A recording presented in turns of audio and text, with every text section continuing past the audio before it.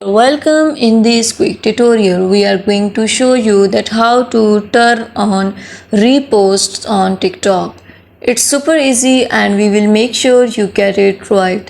Just make sure you are logged in and using the latest version. Make sure to watch the complete video and follow each step carefully to avoid forgetting anything and making mistakes. How to turn on reposts on TikTok. Firstly, you have to open the TikTok account, move to the profile, click on the three lines which appear at right top corner.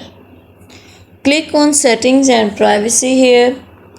Now you have to see here notifications. Now you can see at the fifth options of interactions there is repost. You can turn it on. When you have to turn it on repost, blue color will appear here. It means your reposting option is being turned on.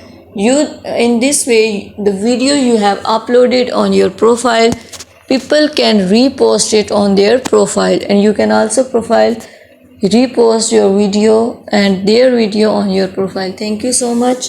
That was all. Please consider showing your support by commenting, liking, sharing and subscribing to our channel for more valuable content in the future. Your engagement is highly appreciated. I wish you very good luck. Thanks.